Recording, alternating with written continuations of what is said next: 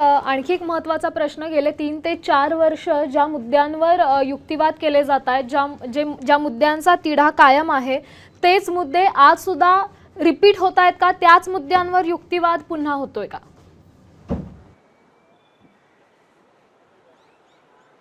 श्यामल, अत्यंत महत्त्वाचा मुद्दा आहे. कपिल सिब्बल हे पुन्हा 2013ची पक्षाची घटना दुरुस्ती आहे, जी बाळासाहेब ठाकरे यांच्या निधनानंतर करण्यात आली होती, ज्यावेळेस उद्धव ठाकरे यांच्याकडे पक्षाचं प्रमुख पद देण्यात आलेलं होतं.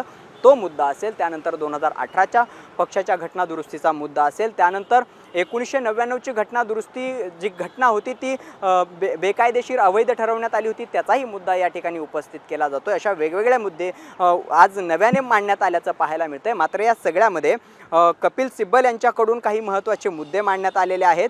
त्यामध्ये त्यांनी एकनाथ शिंदे यांच्यासह 31 आमदारांनी कशा पद्धतीने बंड केलं, ते बंड कसं अवैध होतं, ते पक्षप्रमुखांच्या निर्णयाला कसं आव्हान देणारं होतं, त्यांनी स्वेच्छेने आपलं पक्षाचं सदस्यत्व सोडण्यासारखं कसं होतं, हे सगळे मुद्दे जे आहेत त्यांच्याकडून या पद्धतीने मांडण्यात आल्याचं आपल्याला पाहायला मिळतंय.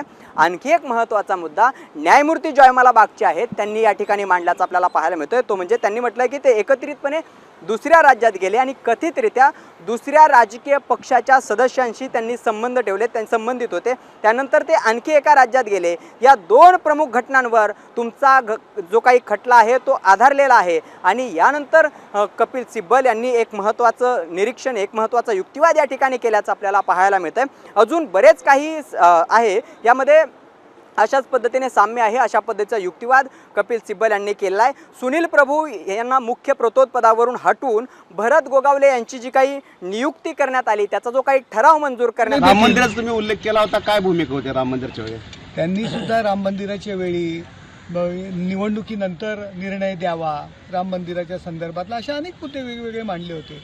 ते म्हणजे काही ब्रह्मवाक्य नाहीये. कपिल सिब्बल यांच्याकडनं कोर्टाच्या समोर हे सांगितलं जात आहे वारंवार पद्धतीनं की आमदार अपात्र जर तेव्हा केले गेलेले असते, म्हणजे त्या प्रकरणाचा किंवा आमदार अपात्रतेच्या मुद्द्या किंवा त्या मुद्द्याचा निवडणूक पक्ष आणि चिन्ह देण्यावरती झालेला आहे, हा मुद्दा त्यांच्याकडनं वारंवार पद्धतीने मांडला जातो. पुन्हा तेच सांगायचे, 370व्या कलमाच्या जेव्हा रद्द केलं त्यावेळी सुद्धा वक्फ बोर्डाच्या विषयी सुद्धा त्यांनी वेगवेगळी मतं मांडली होती. ते त्यांच्या अशिलाच्या बाजूने बोलत असतात.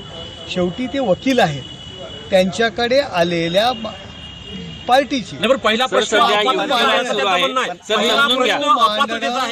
समजून घ्या कारण तुमचा पक्ष आणि चिन्ह हे आमदारांच्या खासदारांच्या मतावरती देण्यात आले. एक सांगायचंय की न्यायालयीन हा मुद्दा आहे. फक्त मला एवढंच सांगायचंय, कपिल सिब्बल म्हणतात ते खरं असतं किंवा ते म्हणजेच ब्रह्मवाक्य असतं, तर न्यायालय कशाला असते? कपिल सिब्बल न्यायमूर्ती कशासाठी असते? न्यायमूर्ती निर्णय घेतील. कपिल सिब्बल यांनी सर्वच यंत्रणावर नाराजी व्यक्त केली, सुप्रीम कोर्टावर पण नाराजी व्यक्त केली, विधानसभा अध्यक्षावर नाराजी व्यक्त केली आणि निवडणूक आयोगाच्या संदर्भात त्यांनी सांगितले की त्यांनी घाई केली अपक्ष आणि चिन्ह द्यायची आणि त्यामुळे अपात्रतेचा मुद्दा निकाली निघण्याच्या अगोदरच त्यांनी पक्ष आणि चिन्ह दिलं आणि त्यामुळे तबेल्यातून घोडा पळून गेला. कपिल सिब्बल हे UBTचे वकील आहेत. त्यांच्याकडनं तुम्ही का अपेक्षा करता की ते आमच्या बाजूने बोलतील?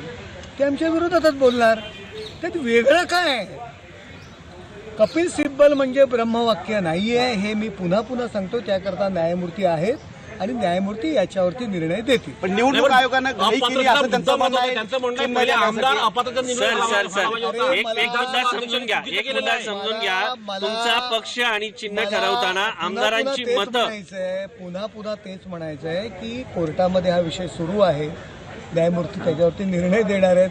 कपिल सिब्बल हे म्हणाले, कपिल सिब्बल ते म्हणाले, कपिल सिब्बल असे म्हणतात, कपिल सिब्बल अरे ते तसंच म्हणणार.